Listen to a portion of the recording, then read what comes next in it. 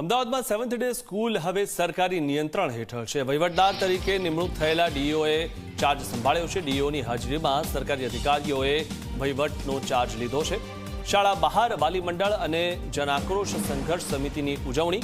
MLA Amul Bhatt સહિતના આગેવાનોએ ડીઈઓનું સન્માન કર્યું હતું અને વાલીઓની આ બાબતે હવે જીત થઈ છે। ખાસ કરીને આ એ બાબતો હતી કે વહીવટી બેદરકારીઓ જે રીતે શાળાએ સતત રીતે જે કમિટીને કોઈપણ પ્રકારના ડોક્યુમેન્ટ આપ્યા નહીં અને એના ઉપરથી એવું સ્પષ્ટ પ્રૂફ થયું કે સદર શાળાની આ સ્થળ ઉપર માન્યતા નથી। જો માન્યતા વગર અમાન્ય શાળા આટલા સમય સુધી ચલાવવી અને હવે પણ જો એ આગળ ચાલવા દેવામાં આવે તો બિલકુલ એ ગેરકાયદેસર થાય। એટલે વાલીઓના વહારે સરકાર આવી અને વિદ્યાર્થીઓના શૈક્ષણિક હિત તેમજ સલામતી હિતને ધ્યાને લઈ વહીવટદાર તરીકેની નિયુક્તિ આપી આગળની કાર્યવાહી હાથ ધરવામાં આવી છે। આગળના દિવસોમાં મેનેજમેન્ટ તરીકે વહીવટદારની અમારી ટીમ કાર્યવાહી કરશે અને શૈક્ષણિક હિતો પૂરેપૂરા જળવાશે।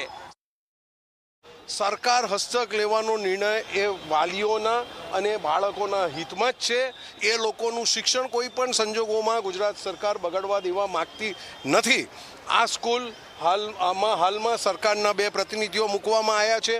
કોર્પોરેશન પાસે જમીન પાછી લેવાની કાનૂની પ્રક્રિયાઓ ચાલી રહી છે। તબક્કાવાર ઘણી બધી કાનૂની પ્રક્રિયાઓ થવાની છે, પણ આજે અમે એટલા માટે આવ્યા છે કે જે સરકારે પ્રથમ પોતાના હસ્તક લેવાનો નિર્ણય કર્યો છે તેને અમે સરકારનો આભાર માનવા માટે આવ્યા છે।